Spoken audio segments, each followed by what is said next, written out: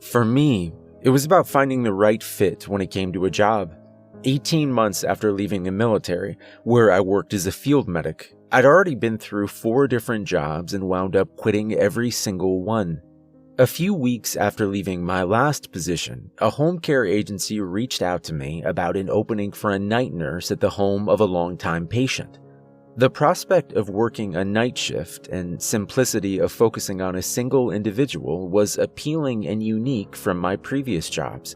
I ultimately accepted the position, and after 2 weeks of orientation training was ready to get started. The patient's name was Rudolph Tweague. He was 104 years old and suffered a stroke about 25 years ago that put him in a catatonic state. He couldn't move or speak and would need to have everything done for him, from nourishment to bathing and transportation.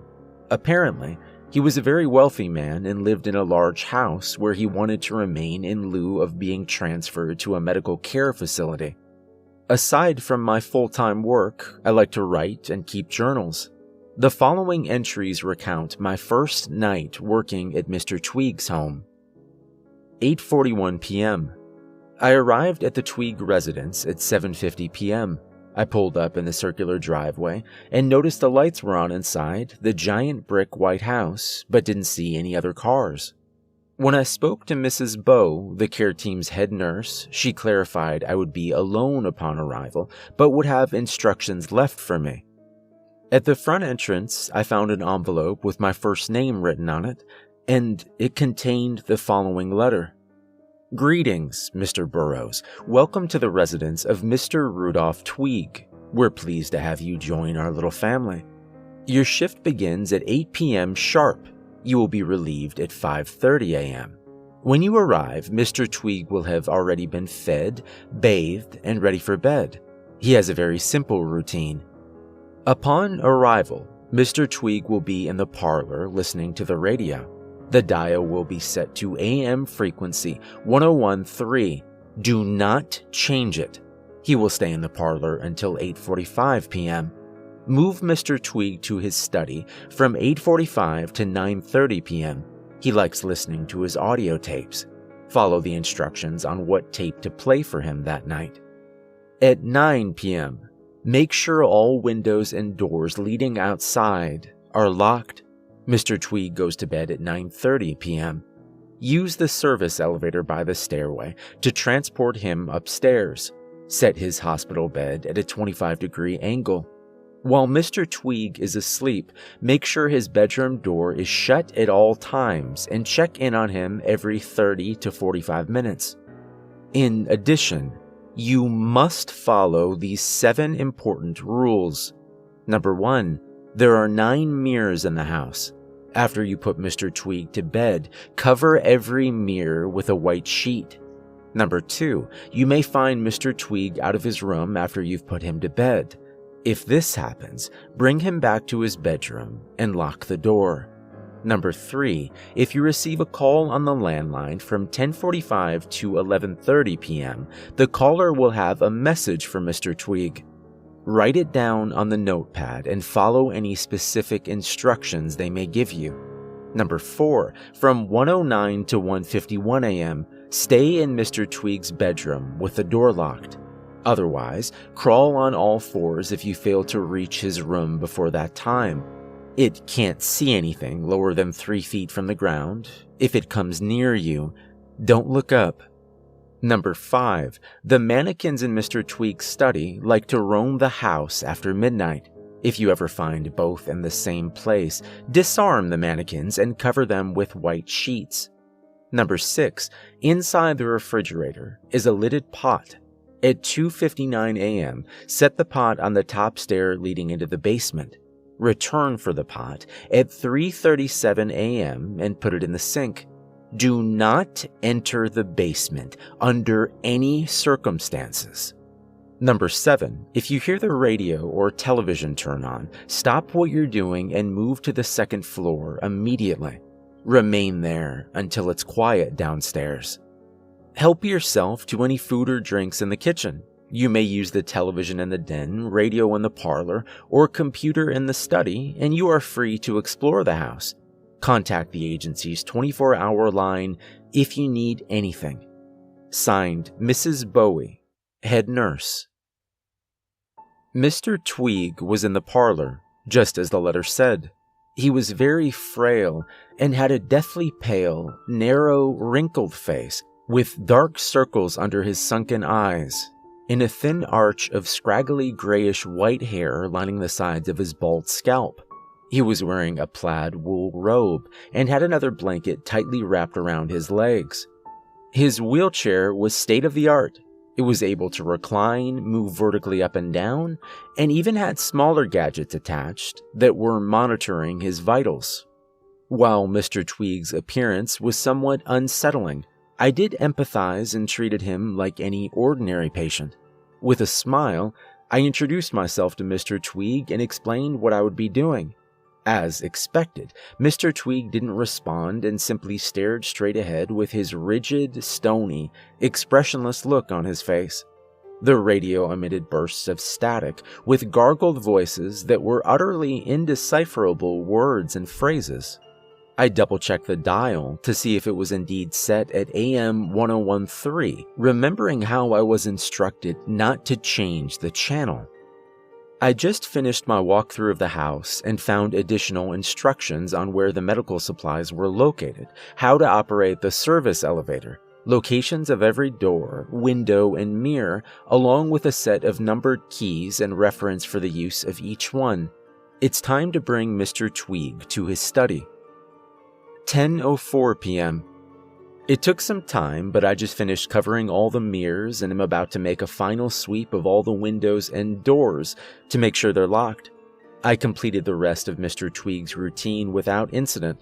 The instructions in his study told me to play an audio tape on his cassette player, labeled AF029. I put headphones on Mr. Tweague so I couldn't hear what he was listening to, but could tell by the expression in his eyes he was fully engaged.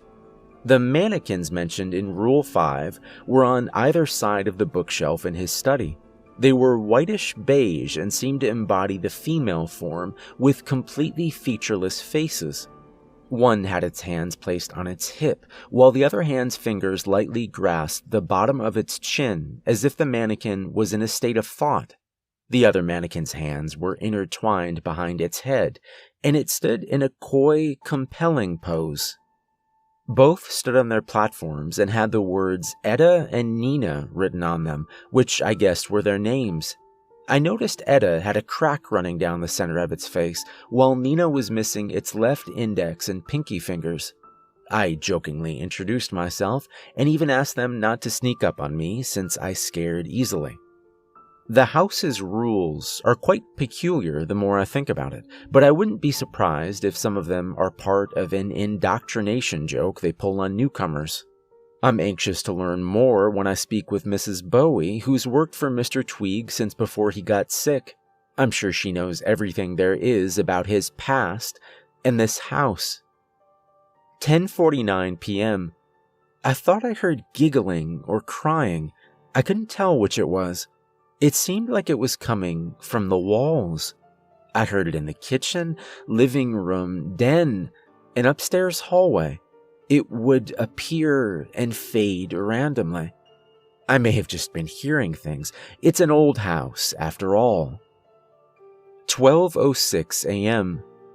About an hour ago, I received a strange phone call on the house's landline. I probably shouldn't feel this way, since Rule 3 mentioned this might happen. When I answered, there was a lot of static on the other end, eerily similar to the radio station Mr. Tweague was listening to in the parlor. After asking who it was, a deep, raspy male voice with an unidentifiable accent told me to let Mr. Tweague know that everything was going according to plan in somewhat of a sinister-sounding tone.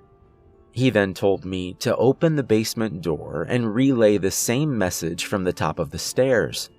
The most unnerving part about the call was whoever I spoke with addressed me by my first name. This really threw me off guard, but I rationalized that Mrs. Bowie probably told him who I was at some point.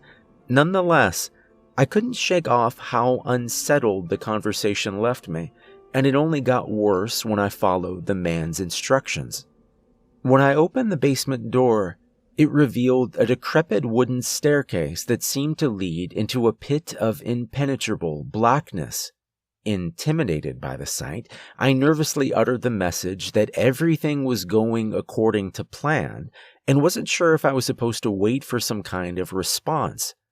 After about 20 seconds, a cold, dry breeze flowed up from the basement, sending chills down my spine and made the hairs on my arms stand. That was more than enough for me to shut the door. 12:19 a.m. I keep hearing scratching noises. They're coming from the floor. I think Mr. Tweague hears them as well. 12:41 a.m. I can't explain what just happened to me. I did another check on Mr. Tweague, and when I was walking down the stairs, I felt this concentrated burning across my forehead. It was brief, but so sharp and intense I almost tumbled down the stairs. I swiped the area with my fingers, which, to my horror, were covered in blood. I ran to the bathroom and tore off the sheet covering the mirror. I had a cut running diagonally down the left side of my forehead, from where blood was streaming down my face. Pressing some tissues over the cut, I opened the mirror and checked the medicine cabinet for Band-Aids. I found one, but as I closed the cabinet and glanced in the mirror, I caught the parting trails of someone in a white dress or gown gliding down the hall. I quickly spun around and remained frozen in place for a good 5 minutes. After nothing happened, I convinced myself it was just a figment of my imagination. I applied the Band-Aid to my forehead and put the white sheet back on the mirror. Some of the blood I wiped off my forehead had gotten on the sheet. I was alarmed at first, but remembered reading in the instructions there were extra white sheets in the linen closet on the second floor. When I stepped out of the bathroom, I screamed at the top of my lungs and almost fell backward when I was greeted by the sight of Mr. Tweague sitting in his wheelchair. The old man was hunched forward, his withered head hanging and arms dangling at his side like he was ashamed of being found. I hastily returned him to bed and locked the bedroom door, remembering the instructions from Rule 2. Maybe it's the solitude or first day jitters, but I'm starting to have my doubts about working at this place. I have no idea how I got that cut on my forehead, and after that experience with Mr. Tweague, I'm very tempted to just get up and leave. The thought of leaving Mr. Tweague alone, however, is what's ultimately forcing me to stay. 1:03 a.m. After my spontaneous bleeding episode, I've been in the study to try and calm my nerves by listening to some music and checking my social media. I was distracted by one of the desk drawers being partly open, and being the compulsive person that I am, I tried shutting it, but realized it was stuck. When I pulled out the drawer to flatten everything inside, a white manila folder caught my eye. I'm normally not an intrusive person, but my curiosity got the best of me when I saw Case B071 and a red X written on the label. The folder contained a cluster of papers, with the top one being a file on a young girl whose name was blacked out. The file appeared to be some sort of medical record and dated back to 1984. There were some notes jotted under a box labeled symptoms, which made me extremely uneasy as I read through them. Skin discoloration now at 80%, exhibiting extreme human strength, leather restraints starting to give, screams breaching soundproof barriers, increased tranquilizer dosage proving ineffective. Another box labeled notes read, approaching 180 days, conditions worsening, is now completely despondent. Parents are growing impatient and demanding answers, running out of options. Might have to call in friends from the city, but it might be too late. IE's conditions for release are ludicrous and damning, but we might not have any other choice. That was as far as I read, when I realized something in the corner of my eye and froze. The mannequins were gone. 1:57 a.m. I don't know what to do. I'm too afraid to leave Mr. Tweague's bedroom. I went downstairs and got a soda from the fridge. When I turned around, my eyes were inches away from the tip of a kitchen knife held by one of the mannequins. It was Etta, who I recognized from the crack running down its face. It now held a knife in one arm, raised in a stabbing gesture, its plaster fingers tightly clenching the handle. Behind it was Nina, who brandished a meat cleaver in one hand and a bread knife in the other. I thought if I so much as budged, the mannequin would jam the knife through my eye, but it didn't. I remembered Rule 5 after what felt like an eternity, and tiptoed around the mannequins before bolting upstairs to the linen closet. I retrieved 2 white sheets, but when I returned to the kitchen, they were gone. Was I supposed to disarm them first? Where are they now? It was then I realized I'd broken another rule earlier that night. I forgot to write the caller's message down for Mr. Tweague. I didn't even have time to react to the panic that ensued. All the lights in the house went out. After a few seconds, I started hearing this rhythmic thump, immediately followed by a slow, heavy scraping. Whatever was making that noise appeared to be heading towards the kitchen. I was too afraid to budge at first until my eyes drifted towards the stove clock's glowing numbers, which read 1:09 a.m. I instinctively collapsed onto the floor and kept my head down. Trying to repress my whimpers and sniffles, I slowly crawled out of the kitchen towards the stairs. All I had to do was stay low, ascend the stairs, and make it to Mr. Tweague's bedroom. The last thought I had was at least Mr. Tweague's bedroom was locked and he was safe before I heard the continuous thumping and scraping come from behind me. I saw a pair of large, light, bluish-gray feet appear next to me. One foot made a loud thump, while the other, which looked unnaturally distorted and swollen, dragged behind and made that teeth-grinding, scraping noise. Why did I look up? 2:44 a.m. Mr. Tweague was sitting upright in bed. His mouth was hanging wide open, like he was frozen mid-scream. He was cold to the touch. When I tried to lay him back down, he was extremely rigid and wouldn't budge. I'm just going to leave him like this. Hopefully he's laying back down when I check on him later. The scratching is coming from the floor again. 3:16 a.m. It was hard to do without looking up, and I did it for 5 minutes later than instructed, but I put the lidded pot in the refrigerator on the top stair leading down into the basement. I locked myself in Mr. Tweague's study, and don't even know if I want to go back downstairs. I spotted Etta standing by the coffee table in the parlor while leaving the kitchen. Nina is at the end of the hall. I rummaged through Mr. Tweague's desk and came across a leather-bound journal with Mr. Tweague's name inscribed in gold. Most of it was sloppily written in cursive and difficult to read, but I made out one particular excerpt from an entry dated 9/1/1993. The journal read as follows. "It's funny, when you think you're doing something for the greater good that you know is making people and the world a better place, you take the praise and respect you feel entitled to for granted until you realize you've become bound to exactly what you're fighting.